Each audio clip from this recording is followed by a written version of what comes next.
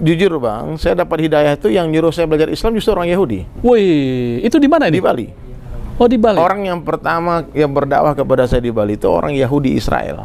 Namanya Zion Cohen. Sampai hari ini masih seperti bapak anak sama saya. Orang yang tidak toleran di Indonesia, yang suka menghina agama lain, ya, termasuk mualaf-mualaf yang menghina agamanya, tangkap aja.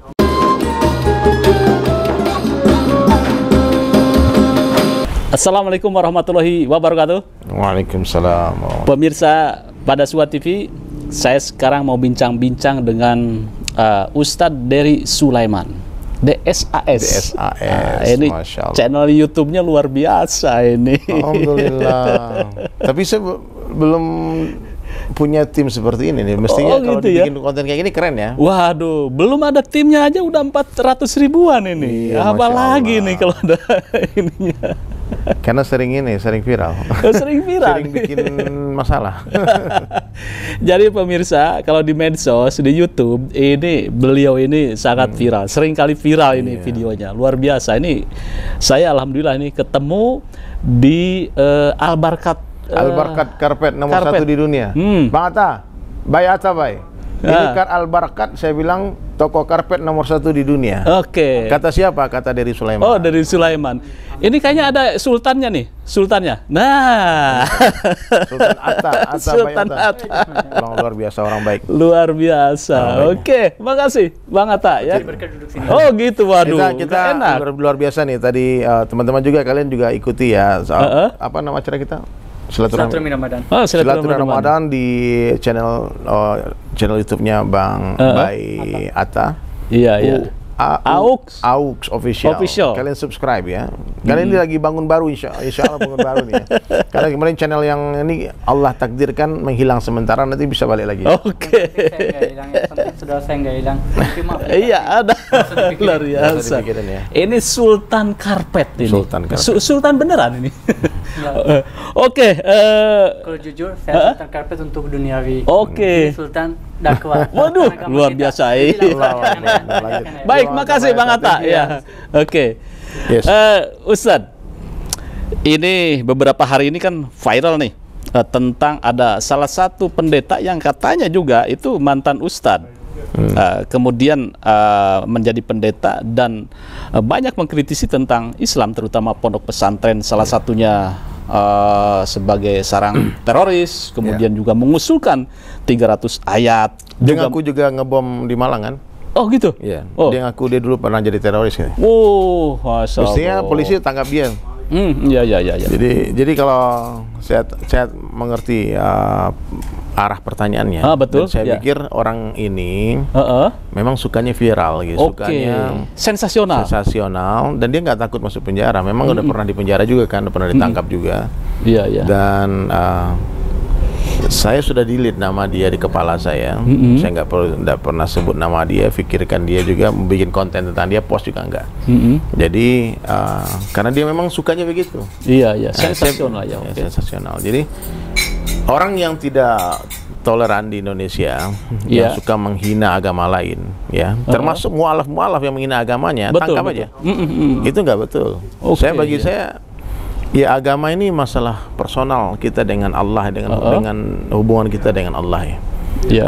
Jadi dalam Islam pun sudah diatur lakum dinukum waliyadin, untukmu agamamu, untukku agamaku. Ya, baik. Dan kita nggak boleh menghina agama lain, menghina Tuhannya orang lain, dan Allah melarang itu. Maka dakwah saya Kanda tidak pernah sekalipun membahas agama orang. Karena nggak penting. Fokus ke agama kita Islam aja. Ngapain kita bahas agama orang?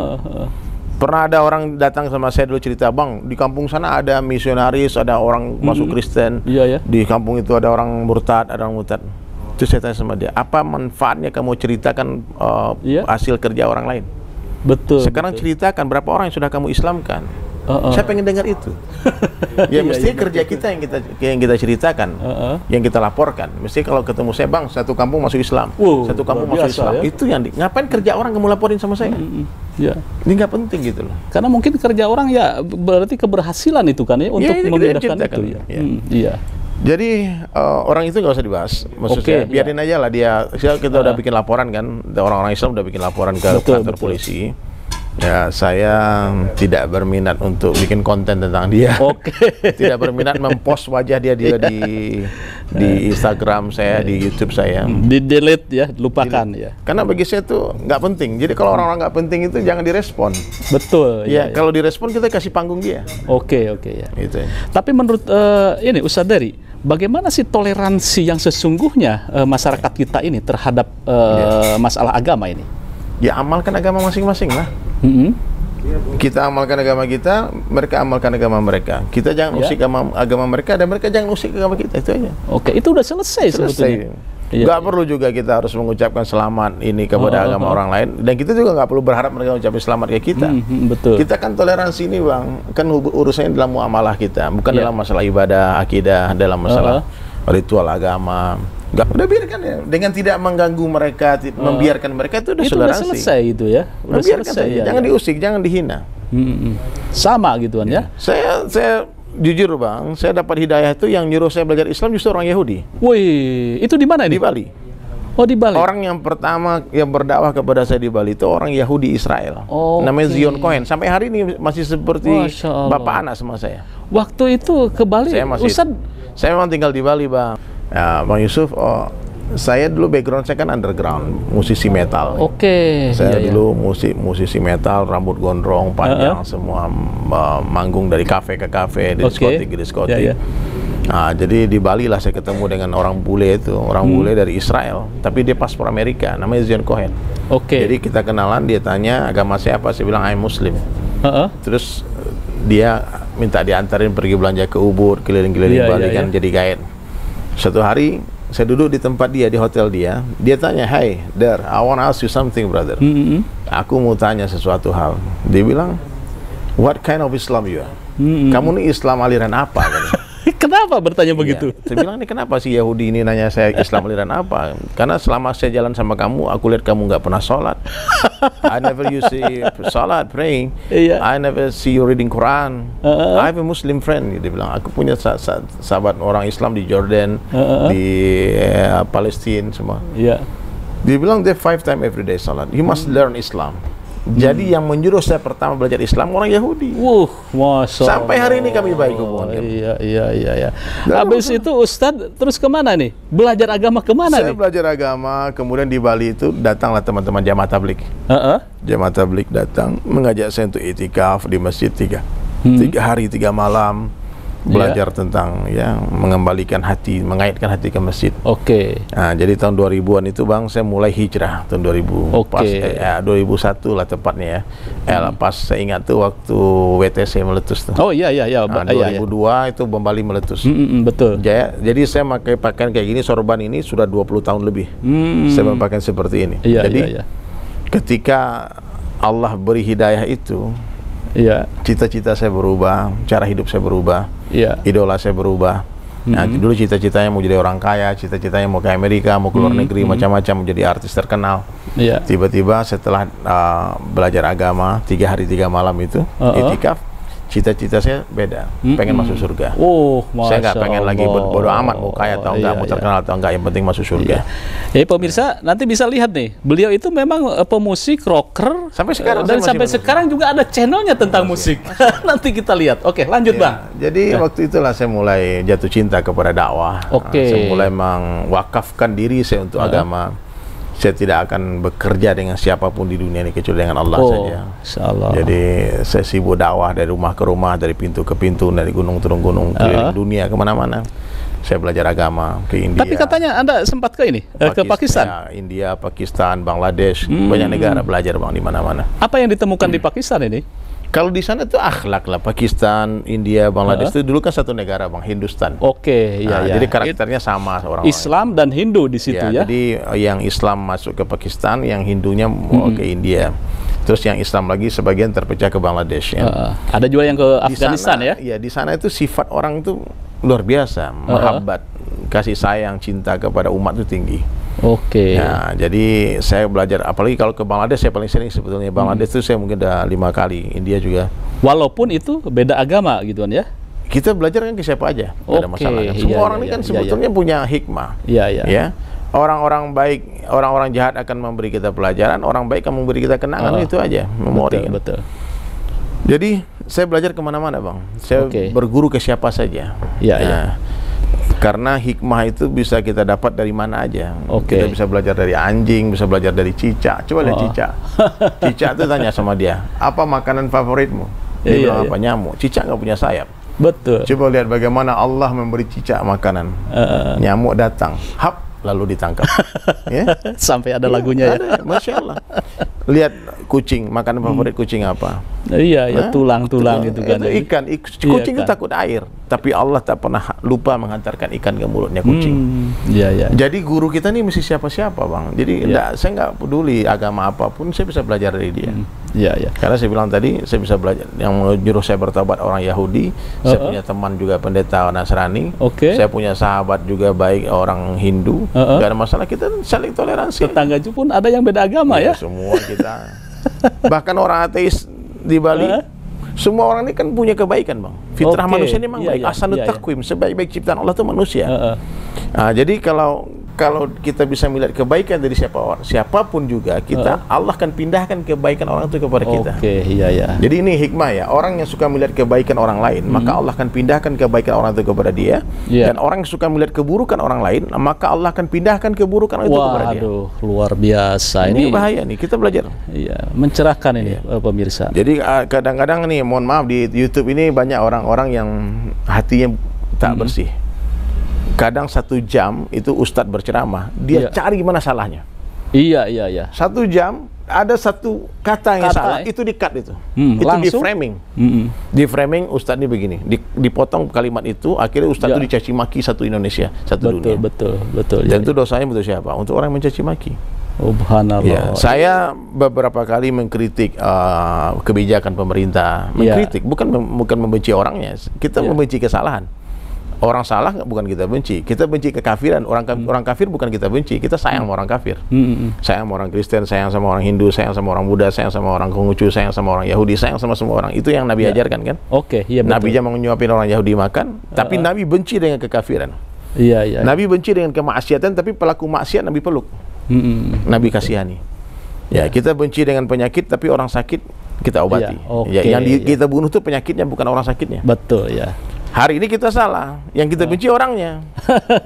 Sampai dibully habis ya. Kekafirannya ditiru, kemaksiatannya kita taati, kita ikuti. Nah, jadi itu masalahnya.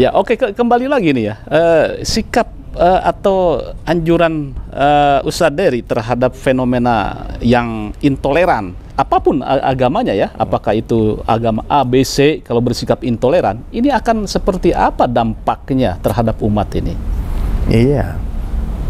Kan kalau orang menghina agama kita, otomatis kita akan marah. Betul. Kalau kita agama orang, hina agama orang, orang pun pasti marah. Betul. Kan orang Islam, orang Kristen, orang Buddha, orang Hindu, kalau kita cubit kan semua sakit. Betul, kalau masalah sakit itu kan tidak perlu agama, semua orang merasakan sakit. Maka kita nggak boleh menyakiti siapapun. Nanti kalau terus-terusan orang Islam digencet, difitnah, di apa-apa yang salah Islam. Ada bom meletus sana yang difitnah Islam. Kita akui itu, tidak satu dunia nih memframing Islam ini teroris, radikal, ekstremis. Apalagi orang dengan pakaian seperti saya ini, pakai sorban, pakai jenggot, itu dipikirnya udah radikal teroris saja. Garis keras. Jadi kalau kita terus-terusan begitu, lama-lama kan akan terjadi gesekan. Orang Islam itu seperti lebah. Lebah itu kan tidak pernah nyerang, nggak pernah ganggu. Tapi kalau udah marah, dia serbu. Artinya gitu kan ya, radikalisme itu memang ada di setiap agama itu ada yang cuman yang kena framing teroris itu Islam. Nah itu kalau orang ini, mohon maaf ya, di Papua itu nggak dibilang teroris, dibilang KKB. Apa KKB itu? Kelompok kekerasan bersenjata. Kelompok kriminal Bagaimana ini pola seperti ini kan ya, biar framing terhadap orang Islam juga baik, terus kemudian juga sikap yang orang yang fundamentalis juga merasa harus ada toleransi. Sekarang ini Bang ya, semua orang mesti memperbaiki dirinya. Oke, setuju saya. Ya, semua orang mesti menyalah-nyalahkan dirinya. Karena untuk menyalahkan orang lain nggak perlu belajar, anak kecil juga bisa kan. Oke. Jadi semua orang yang mendengar video ini, kita harus belajar menyalahkan diri kita. Sehingga kita ada niat untuk memperbaiki diri kita. Kalau kita salahkan agama lain, coba cek dulu di agama kita. Iya, iya. Mohon maaf nih, yang koruptor orang Islam, pelacur banyak. Iya, rata-rata yang ketangkap itu orang Islam. Jadi kita susah kalau kita sekarang mau menyalahkan, mendakwah ke orang lain. Seperti kita bilang Islam bagus kita Muslim. Tapi orang-orang non-Muslim melihat kita sendiri. Bahkan orang yang menghina Islam itu bukan orang kafir, orang Islam sendiri. Iya. Bahkan tuh pendeta itu bilang kan ada orang Islam yang suka menista agama katanya. Disebut nama orang Islam sendiri kan. Dia bilang itu kan ada benar juga kata-kata dia. Betul. Iya. Jadi semua kita harus belajar menyalahkan diri kita. Berhenti menyalahkan orang lain. Berhenti memperbaiki itu wajib. Mengkritik itu nggak boleh. Mengkritik itu kita bicara tanpa solusi. Jadi saya memahami Kanda, kita ini bukan siapa-siapa bagi orang yang tidak mengenal kita. Kita ini orang baik bagi orang yang sayang sama kita, dan kita orang jahat bagi orang yang membenci kita.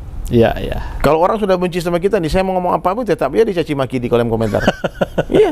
Betul. Kita ngomong seindah apapun tutur kata kita, itu tidak akan bermakna apa-apa bagi orang yang menutup telinganya. Seindah apapun nih karpet-karpet lukisan yang indah ini nih, bagi orang buta menutup matanya tidak terlihat apa-apa. Betul. Jadi kesalahan sebetulnya bukan pada objek tapi kepada kita. Cara sudut pandang kita ya. Pada mata yang memandang. Jadi kacamata kita itu harus lebar ya. Betul.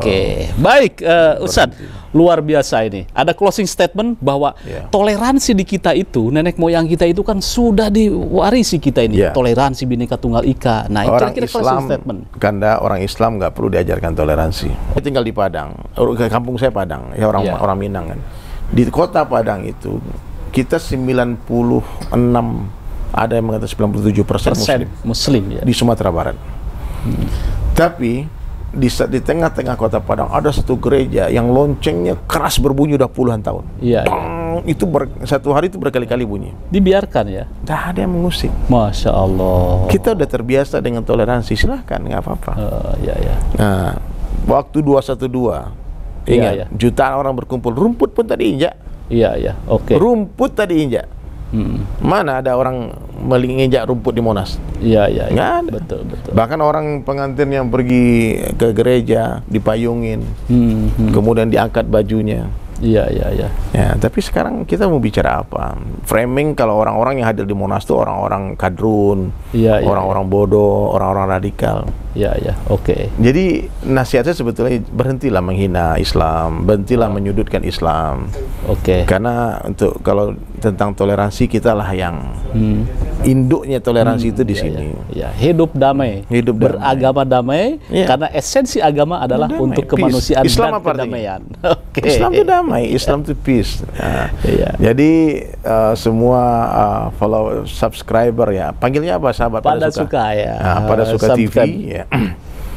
Jadilah orang baik, stay humble ya. Orang baik tuh bicaranya baik, melihatnya kebaikan, mendengarnya kebaikan, fikirnya baik, sangkanya baik, tulisnya baik, tulisannya baik. Kenapa? Karena nggak lama lagi kita mati, dan kita ingin kebaikan itu yang tertinggal.